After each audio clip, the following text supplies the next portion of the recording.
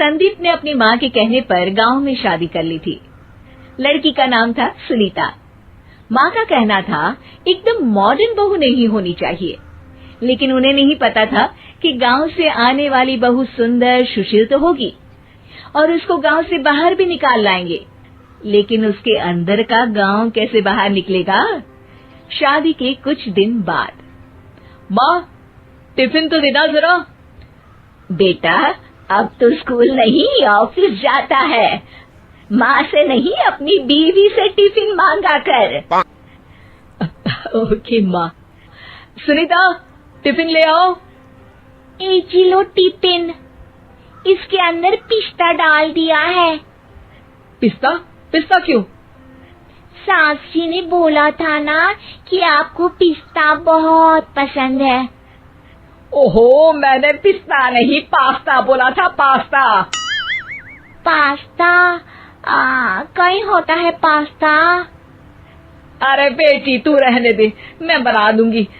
अच्छा किया कि पाव भाजी बनाने का नहीं बोला, वरना किसी के पाव बना देती है। सुनीता को बुरा लगता है, लेकिन उसकी नादान हरकतें कम नहीं होती। ऐसे ही एक दिन, अरे तुमने ये क्या लगाया है? अरे आप वो फूस फूस करके लगाते हैं ना, वही। डियो? का दियो? किसको दियो? अरे वही ना जिससे खुशबू आती है। हाँ सही पकड़े हैं। अच्छा लेकर तो आना। कौन सा डियो लगाया तुमने? अभी लेकर आते हैं जी। संदीप की बात मानकर सुनीता अंदर से खुशबू वाला फुसफुस लेकर आती है। OMG! OMG मतलब ओ माय गणेश ना। अरे OMG छोड़ो, और ये खुशबू वाला फुसफुस की बात कर रही थी तुम? हाँ इसी की, फिर से सही पकड़े हैं।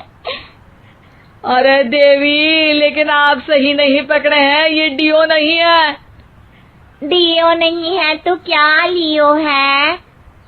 अरे ये रूम फ्रेशनर है, जिसको कमरे में छिड़कते हैं, खुद पर नहीं। कोई बात नहीं, माँ कहती थी आत्मा किराएदार है, शरीर एक किराए का कर्म। हम शरीर पे ये डाल लिए तो क्या फर्क पड़ जाएगा। अरे बहू, ओ बहू, मेरे लिए फल तो ले आ, फिर मैं बाजार जाऊंगी। सुनीता अपनी सास के लिए फल लेकर आती है। अरे बेटा, पपीता, तरबूज और सेब फल ऐसे कैसे खा लूं? काट कर तो ले आ। माँ जी, मेरे गांव में तो खेत से उठा के सीधा खा लेते हैं। अरे ये तेरा गांव नहीं है ना। अरे संदीप, तू ही कुछ समझा देना इसको बेटा।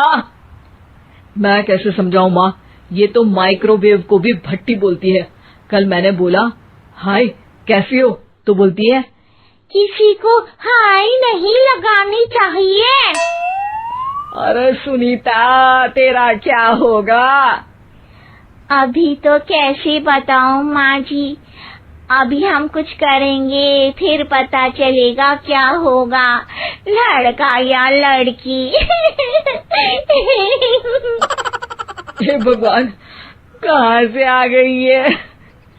रामपुर से जी, आप ही तो लेकर आए थे मुझे। अरे मुझे माफ कर दो। पहले कोई गलती तो करिए जी, आपकी तो सारी गलती माफ कर देंगे हम। हाँ अरे बहू, मेरी बात सुन। फल यानी कि फ्रूट जब भी लाए ना तो काट कर लाना, ठीक है? जी ठीक है माँ जी, फल यानी फ्रूट यानी काट के लाऊंगी। सुनीता रोज ही कोई ऐसी हरकत कर देती जिसकी वजह से उसे घर में 2 बातें सुननी पड़ती। एक दिन, माँ मेरे बॉस घर पर आने वाले हैं शाम को, उनका बर्थडे है, फैमिली साथ नहीं रहती उनके, तो यही पार्टी कर लेंगे। उनको अच्छा लगा तो शायद मेरा प्रमोशन भी हो जाएगा।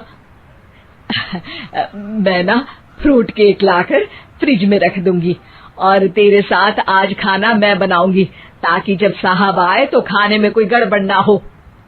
शाम को जब सारी तैयारियां हो जाती है, संदीप के साथ बड़े साहब भी घर आते हैं।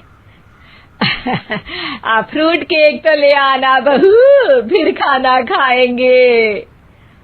अरे इस सब की क्या जरूरत थी, आपने बुलाया वही काफी है। सर, आपका परिवार शहर में नहीं है तो हम ही आपके परिवार जैसे हैं सर। इतने में ही सुनीता फ्रूट केक लेकर आती है और बड़े साहब की टेबल पर रख देती है, और जैसे ही केक के ऊपर का बॉक्स हटाती है, ओह, ये क्या है? केक तो कटा हुआ है।